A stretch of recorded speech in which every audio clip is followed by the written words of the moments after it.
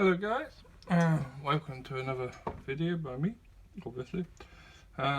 Today we have Amusing Hobbies fv4005 Stage 2 self-propelled gun. This one here, if I can get it in shot. This kit. It's the first Amusing Hobby kit that I've done. And I have to say I was very happy with the actual kit and how it went together, the detail, the fit, stuff like that.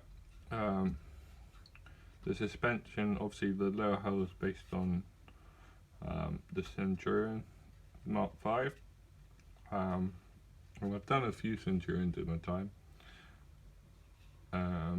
All I think were AFV Club, and the suspension built up similar to that, but the workable suspension on this actually works, and it's really easy to make work. The metal springs that come with it have a good sort of spring or tension to them, so they can actually make a good sort of springy suspension. The workable tracks are really easy.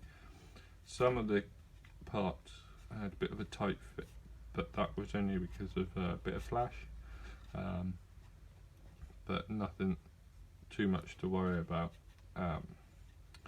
As far as the vehicle goes, I believe the history on it was at the start of the Cold War, the British and the Americans were pretty much worried about all the heavy tanks that the Russians were coming out with, like the I-3 and stuff like that, stuff with thick sloped armour. So they planned to counter that with heavy tank destroyers. This was meant to be a stopgap.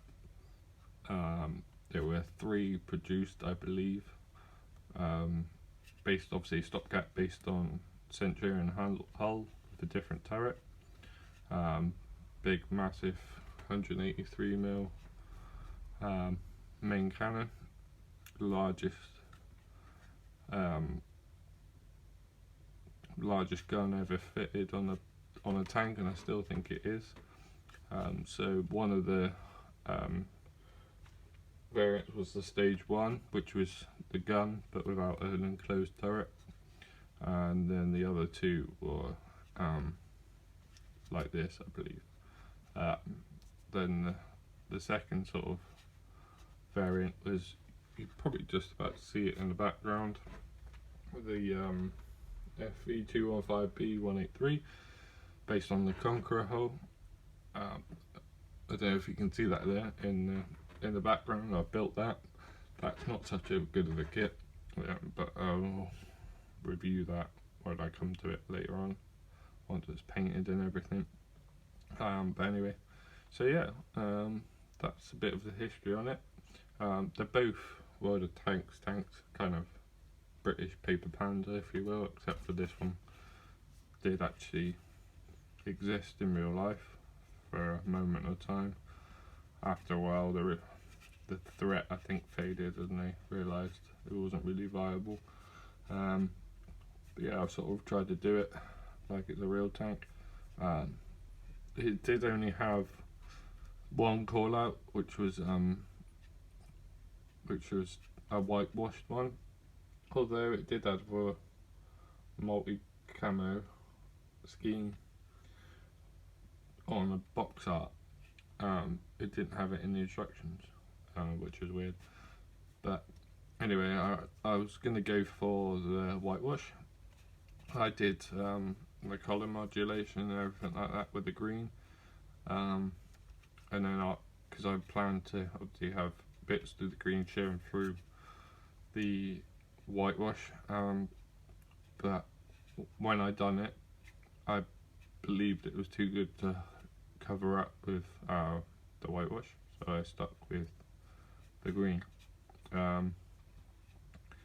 The 215B won't be it'll be a melted camo, because the 215B was never actually produced.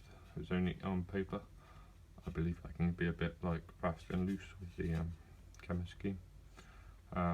Yeah, so I got the plough, I believe, for digging into ground when it fires. Tried to weather that a bit. I'm not sure if that came out too well. Yeah, I used a bit of acrylic washes in this one. Different panels to change the shade of different panels, just give it a bit of variation. But yeah, I hope you like it. Next video would obviously be the 215B once it's painted. But for now, that's about it. So thanks for watching, guys, and I guess I'll see you in the next video. Goodbye.